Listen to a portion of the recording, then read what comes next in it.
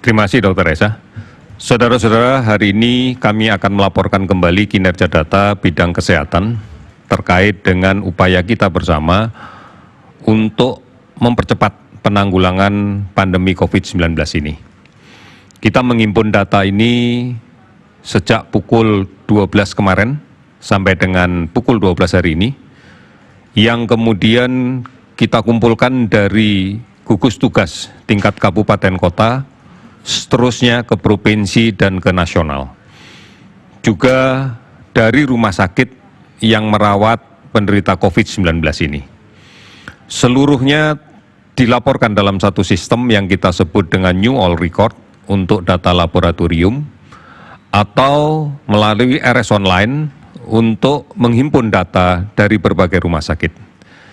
Dari data yang masuk inilah kemudian kita analisa berdasarkan spesimennya, kemudian kita kumpulkan dalam kelompok orangnya, apakah ini kasus baru yang kemudian harus kita beri nomor registrasi InnoCovid sebagai registrasi kontak tracing yang tentunya akan kita laporkan ke WHO, ataukah follow up dari pasien yang sudah kita rawat untuk menentukan kondisi antigennya terakhir. Apabila hasilnya sudah negatif dan klinis bagus, maka kita akan menyatakan sembuh. Saudara-saudara, hari ini kita melakukan pemeriksaan 17.052 spesimen. Sehingga total yang kita periksa 540.115 spesimen. Jumlah ini memberikan hasil untuk hari ini kasus positif sebanyak 1.106 orang, sehingga akumulasinya menjadi 40.400 orang. Kalau kita rinci kasus positif, masih didominasi penambahan pada beberapa provinsi, di antaranya Jawa Timur, hari ini melaporkan 245 kasus baru dan 71 sembuh. Sulawesi Selatan 175 kasus baru dan 44 sembuh. Kalimantan Selatan 169 orang dan 6 sembuh.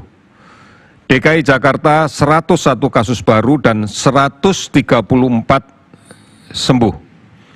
Kemudian Jawa Tengah 56 kasus baru dan 30 sembuh. Penambahan kasus baru dari beberapa daerah tersebut didapatkan dari tracing yang agresif dari setiap kasus positif yang dirawat.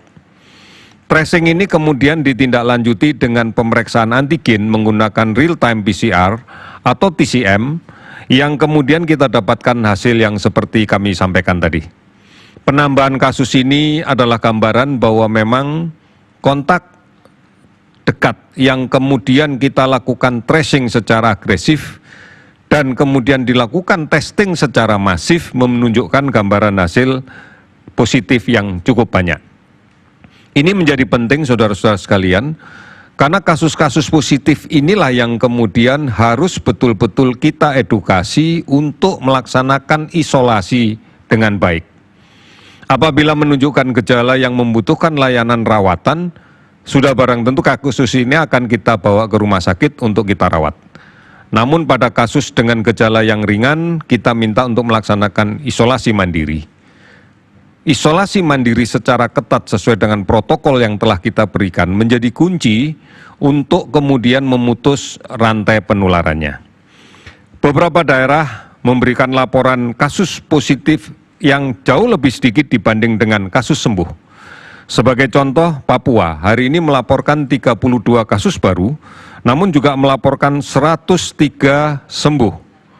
Kemudian Banten 34 kasus baru, ada 25 sembuh. Sumatera Barat 6 kasus baru, 36 sembuh. Ada 18 provinsi yang melaporkan penambahan kasusnya di bawah 10.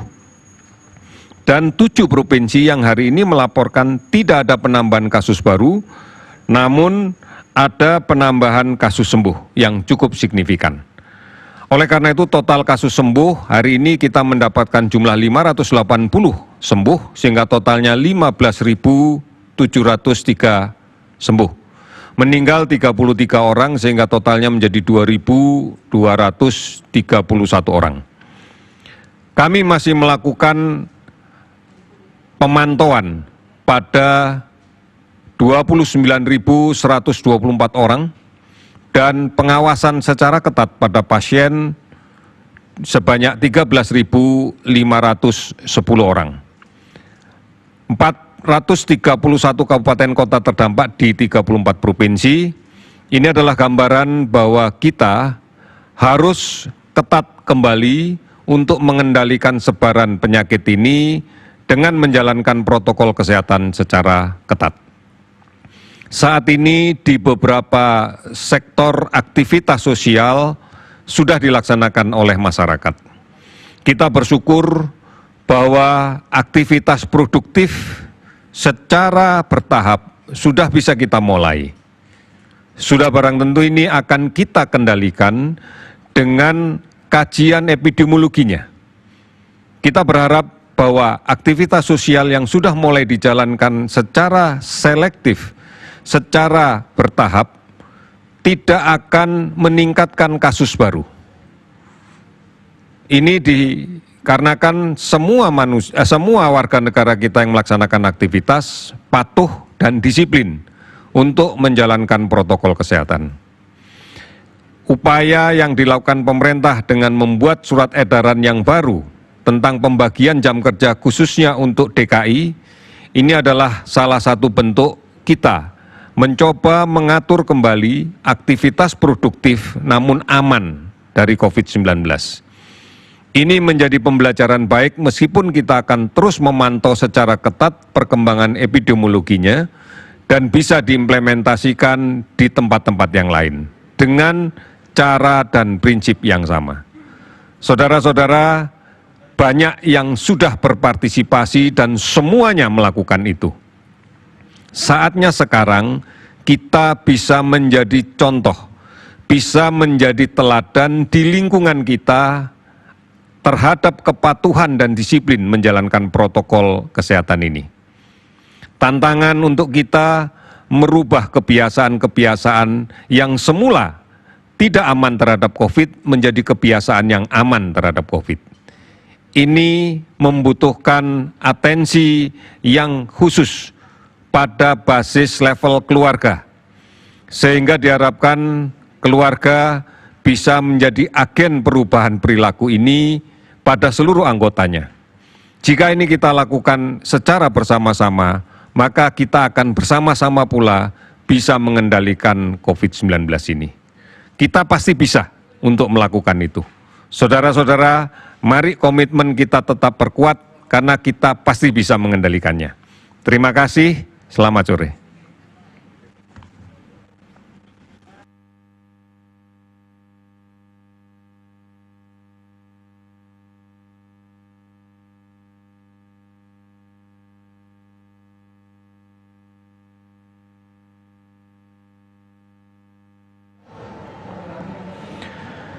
Ya, demikian pemirsa, perkembangan terkini COVID-19 yang disampaikan oleh Satuan Gugus Tugas Penanganan COVID-19 oleh Ahmad Yuryanto tadi.